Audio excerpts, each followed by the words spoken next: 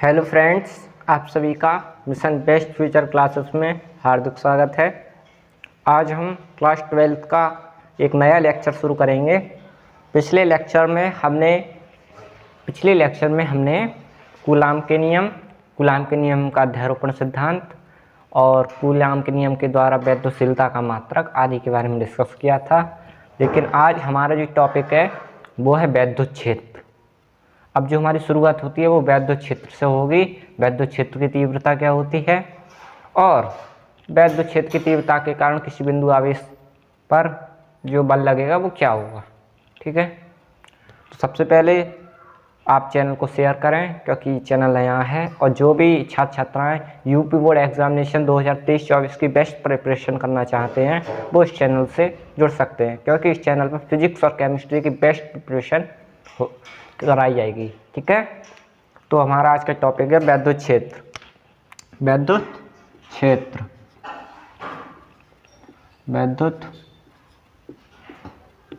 क्षेत्र इंग्लिश में से कहते हैं इलेक्ट्रिक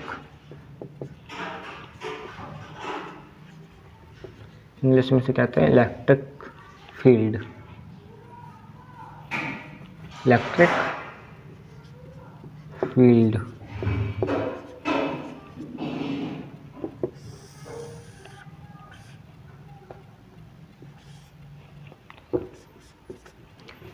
फील्ड। तो वैद्युत क्षेत्र क्या होता है, आइए आपको समझाएं। तो हमेशा याद रखिए, हमने आवेश बताया था आपको। तो आवेश की गुण बताए थे कि आवेश वस्तुओं को प्रतिकर्षित करता है और आकर्षित करता है। विपरीत आवेश में आकर्षण होगा और समान आवेश में प्रतिकर्षण होगा। तो प्रतिकर्षण का भी कोई क्षेत्र होगा किसी आवेश के चारों ओर भी, उसका कुछ एरिया होगा कि इतनी दूरी तक। मान लीजिए एक है हमारा आवेश प्लस क्यू। एग्जाम्पल, कोई भी डाउट आपका रहेगा ही नहीं क्योंकि आपको चीज़ें रटवाई नहीं समझाई जाएंगी। मान लीजिए यहाँ कोई हमारा क्यू है आवेश, ठीक है, और ये इसके गोल जो भी गोल भाग है इसमें इसका जो क्षेत्र है, मान लीजिए r दूरी तक इसका क्षेत्र है। ठीक है, ओके।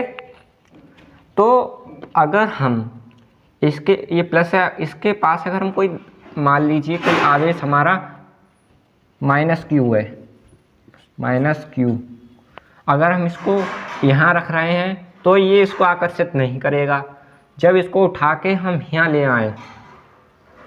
ले आए माइनस क्यू, तो ये इसको अपनी ओर आकर्षित कर लेगा, प्लस क्यू वाला माइनस क्यू को।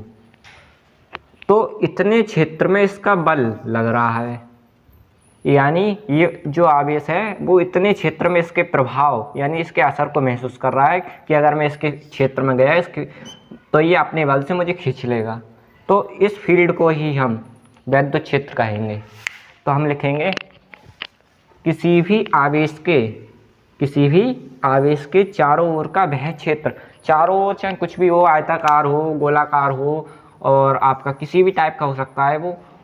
ठीक है, ये किसी भी टाइप का हो सकता है, लेकिन क्षेत्र जहाँ तक वक्राकार होता है। ठीक है, तो किसी आवेश के चारों ओर का वह क्षेत्र जिसमें अन्य कोई आवेश उसके प्रभाव का अनुभव करता है। अगर कोई दूसरा आवेश उसके अंदर गया उसके क्षेत्र के, तो वह उसको आकर्षित करेगा या प्रतिकर्षित करेगा। तो हम लिखेंगे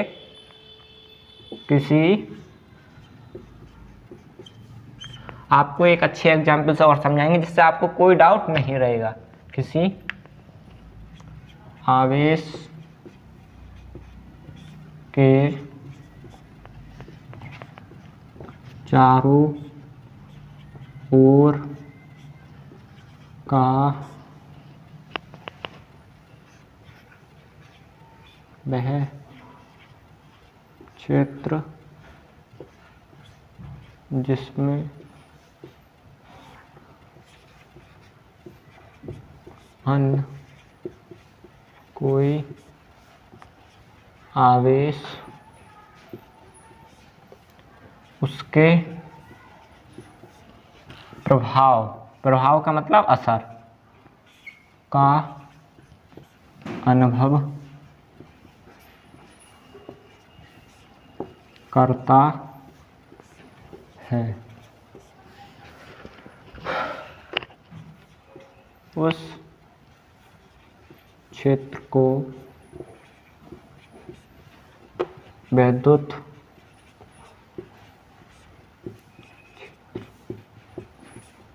कहते हैं। ठीक है, किसी आवेश के चारों ओर का वह क्षेत्र जिसमें अन्य कोई आवेश उसके प्रभाव का अनुभव करता है, तो उसको वैद्युत क्षेत्र कहते हैं। प्रभाव देखो, चुंबकीय प्रभाव भी हो सकता है और वैद्युत प्रभाव भी हो सकता है, तो इस प्रकार के क्षेत्र को हम वैद्युत क्षेत्र कहते हैं। आपको एक एग्जाम्पल समझाते हैं जिससे आपकी चीज़ें और क्लियर होंगी।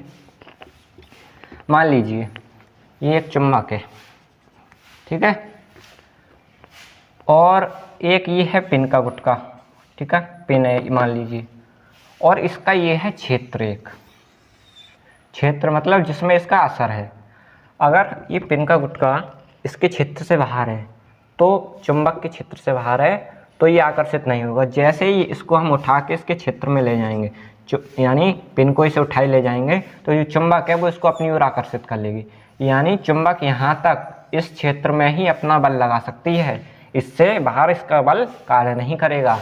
तो इसी क्षेत्र को हम वैद्युत क्षेत्र कहते हैं। इसको दूसरी भाषा में हम कह सकते हैं वह क्षेत्र जिसमें आवेश के बल को कोई अन्य आवेश महसूस कर सकता है, ठीक है, उस क्षेत्र को वैद्युत क्षेत्र कहते हैं। आई होप आपका डाउट क्लियर हो गया होगा।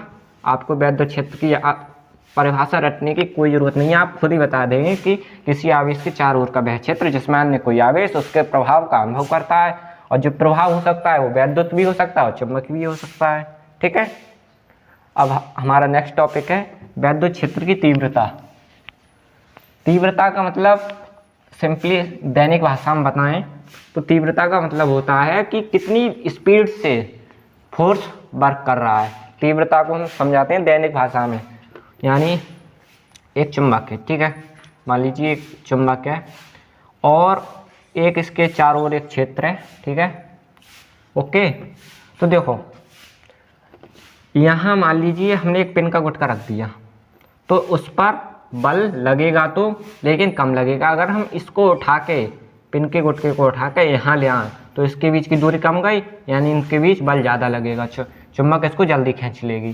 तो कहने का मतलब ये, जहाँ बल तेज स्पीड से लग रहा है उसको ही तीव्रता कहते हैं, यानी जितनी स्पीड से बल लग रहा है उसी को तीव्रता कहते हैं।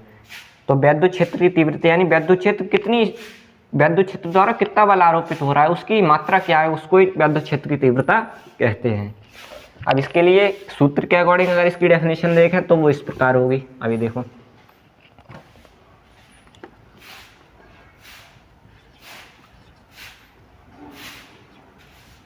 वैद्युत क्षेत्र की तीव्रता इंग्लिश में से कहते हैं इंटेंसिटी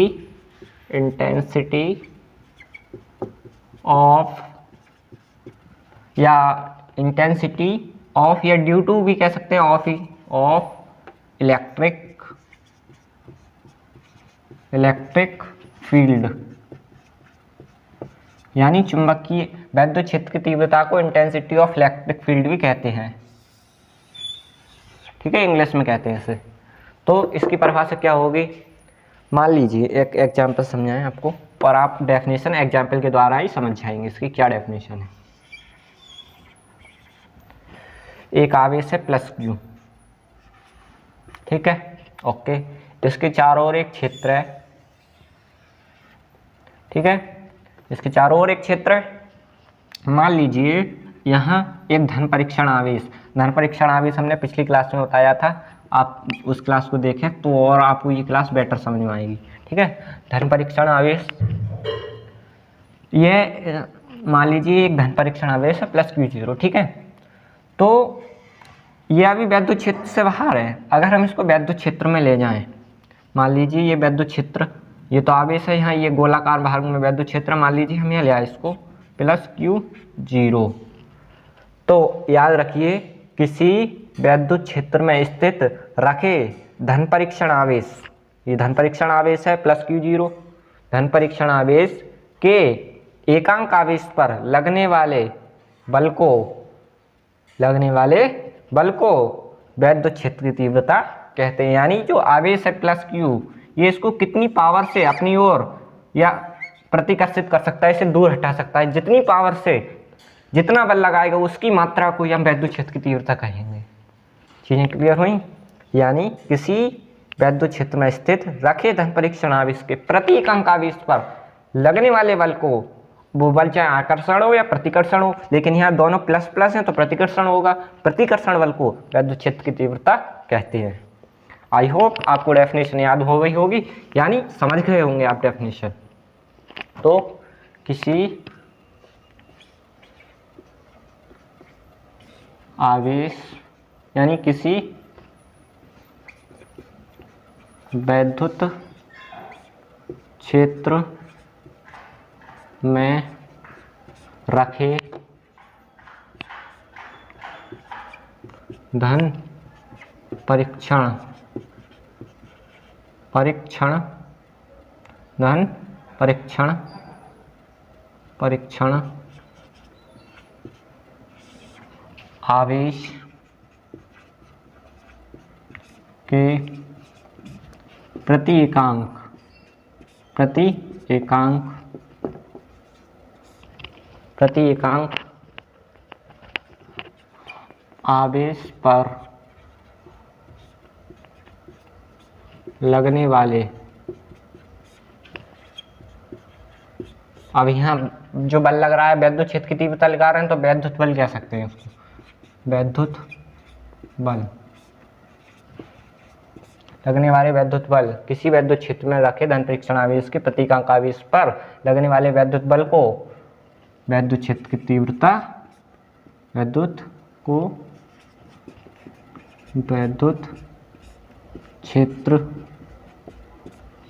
क्षेत्र की तीव्रता कहते हैं।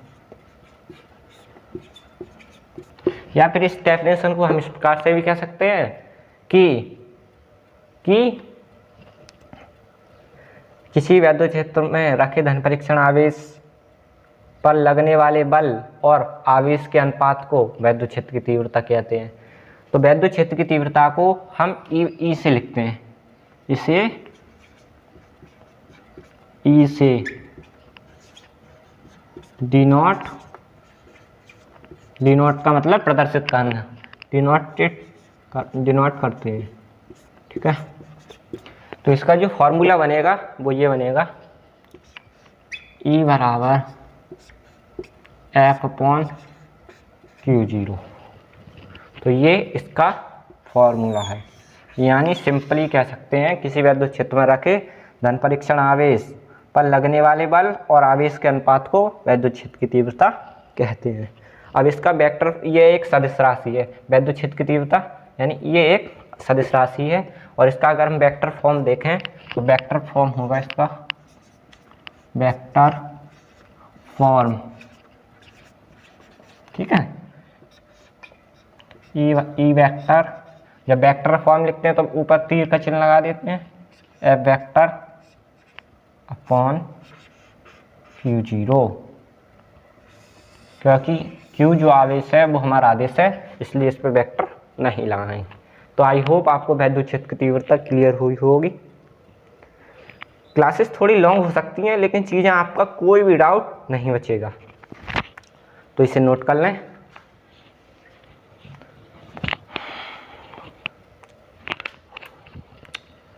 और इसका मात्रक हम लिखेंगे तो वो मात्रक भी इससे ही लिख सकते हैं, यानी यूनिट, इंग्लिश में से कहते हैं मात्रक को यूनिट। मात्रक, जो इसका मात्रक होगा वो ये होगा, देखो F बल का मात्रक क्या होता है, न्यूटन, इसे N से लिखते हैं, और आवेश का मात्रक कूलाम, तो इसका जो मात्रक बना वो बना न्यूटन प्रति कूलाम, ठीक है। और इसकी हेल्प से हम इसकी विमा भी निकाल सकते हैं, ठीक है।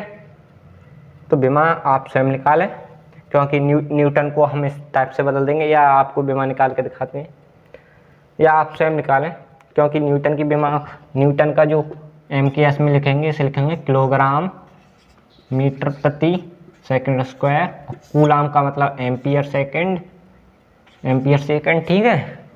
और जब इसको हम कन्वर्ट करेंगे, ऊपर ले जाएंगे एम्पियर सेकंड को, तो किलोग्राम मीटर और ठीक है मीटर सेकंड, यानी ये हो जाएगी -3। क्यों हो जाएगी? देखो सेकंड प्रति सेकंड स्क्वायर का मतलब ये हुआ सेकंड की घात -2, और s ऊपर जाएगा तो ये भी माइनस हो जाएगा, तो s की घात -3 और a की घात -1। अब हमें इसे विमा के रूप में निकालना है, तो हमेशा याद रखिए द्रव्यमान की जो विमा होती है, किलोग्राम द्रव्यमान का मात्रक होता है, द्रव्यमान की जो विमा होती है वो होता है m, और मीटर लंबाई की होती है यानी दूरी की तो l, और सेकंड होती है समय की t की घात -3 और a की घात -1। तो ये आ गई इसकी विमा। ठीक है, तो आई होप वैद्युत क्षेत्र की तीव्रता का टॉपिक जो है वो क्लियर हुआ होगा। नोट कर लें।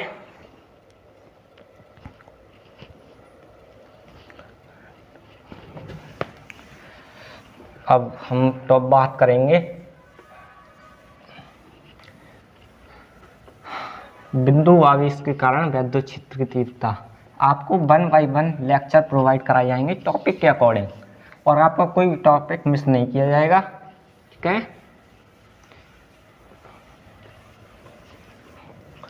तो अब लिखेंगे कोई बिंदु आवेश है, मान लीजिए +q है, मैं आपको बताऊंगा अभी। बिंदु आवेश के कारण वैद्युत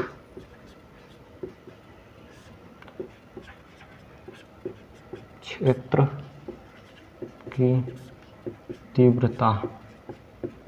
अब हमें तीव्रता से दिमाग में आना चाहिए कि वैद्युत क्षेत्र की तीव्रता निकालने के लिए हमें आवेश पता होना चाहिए, और जो आवेशों के मध्य जो बल लग रहा है उसका पता होना चाहिए। ठीक है, इंग्लिश में लिखेंगे इसे, इंग्लिश में लिखेंगे वैद्युत क्षेत्र की तीव्रता यानी electric intensity due to electric charge, यानी पॉइंट चार्ज। ठीक है, बिंदु आवेश के कारण वैद्युत क्षेत्र की तीव्रता। तो आइए डिस्कस करें इसे। तो सबसे पहले हमें इसे समझने के लिए एक डायग्राम बनाना होगा। ठीक है, तो मान लीजिए ये एक बिंदु आवेश है +q। ठीक है, ये यहाँ बिंदु A है, बिंदु मान लीजिए बिंदु A पर स्थित है। ठीक है, और इससे r दूरी पर एक बिंदु B है। रुक जाओ, अभी चीज़ें और अच्छे से एक्सप्लेन होंगी। एक बिंदु B है जहाँ पर एक धन परीक्षण आवेश Q0 रखा है। ठीक है, धन परीक्षण आवेश Q0 रखा है, धन परीक्षण आवेश Q0 रखा है। तो आप खुद समझ रहे होंगे, एक बिंदु आवेश तुम्हारा +q हो गया, और हमें वैद्युत क्षेत्र की तीव्रता निकालनी है तो 2 आवेश चाहिए, तो हम धन परीक्षण आवेश से +q0 ले लेंगे, Q0। इसे इंग्लिश में कहते हैं +q0। ठीक है, तो इनके बीच में जो प्रतिकर्षण जो बल लगेगा वो होगा प्रतिकर्षण, क्योंकि दोनों धनात्मक आवेश है यानी समान सजातीय आवेश है, तो इसके बीच में जो बल लगेगा वो लगेगा प्रतिकर्षण बल। इसे लिख देंगे F से। तो जो आवेश है बिंदु आवेश, ये एक ऐसे माध्यम में रखा है जिसका परावैद्युतांक K है, यानी कहने का मतलब ये है इनके मध्य में कोई परावैद्युत पदार्थ स्थित है, जैसे कांच, मोम, अभ्रक, कुछ भी हो सकता है, कागज। ठीक है, तो परावैद्युतांक क्या होता है? परावैद्युतांक का मतलब होता है परावैद्युत पदार्थ का अंकों में मान, परावैद्युतांक कहलाता है। तो हम लिखेंगे इसकी थ्योरी लिखेंगे ग्राफ की। माना एक बिंदु आवेश +q एक ऐसे माध्यम A पर स्थित है, जिसका परावैद्युतांक, और परावैद्युतांक को हम K से डिनोट करते हैं, जिसका परावैद्युतांक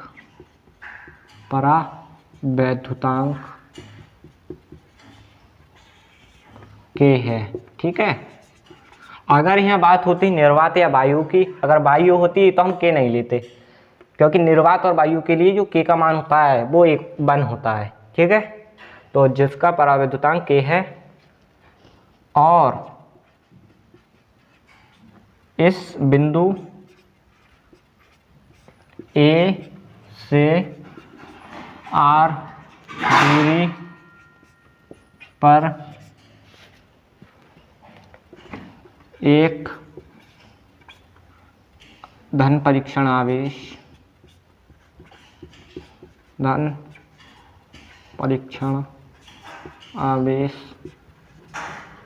प्लस Q0 स्थित है। ठीक है।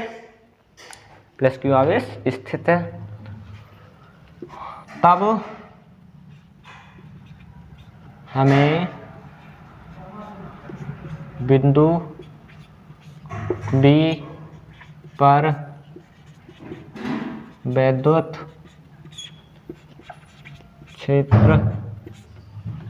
क्षेत्र की तीव्रता ज्ञात करनी है। तब हमें बिंदु B पर विद्युत क्षेत्र की तीव्रता ज्ञात करनी है। तब और दोनों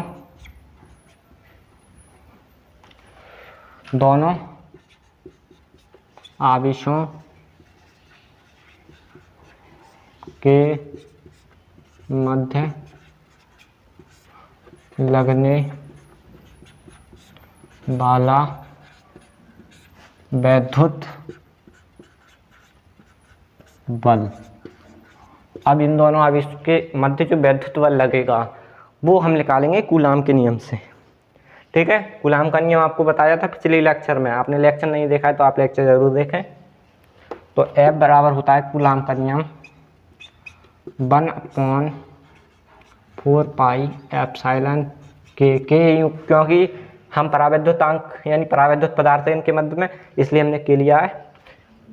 Q0/R², क्योंकि हमने कूलाम के नियम में 2 आवेश लिए थे Q1 Q2, लेकिन यहाँ प्लस Q है और प्लस Q0 है, तो हमने इसको इस प्रकार लिया।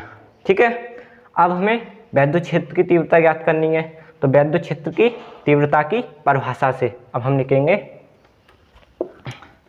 तीव्रता वैद्युत तीव्रता यानी क्षेत्र की तीव्रता से वैद्युत क्षेत्र की तीव्रता की परिभाषा से। ठीक है।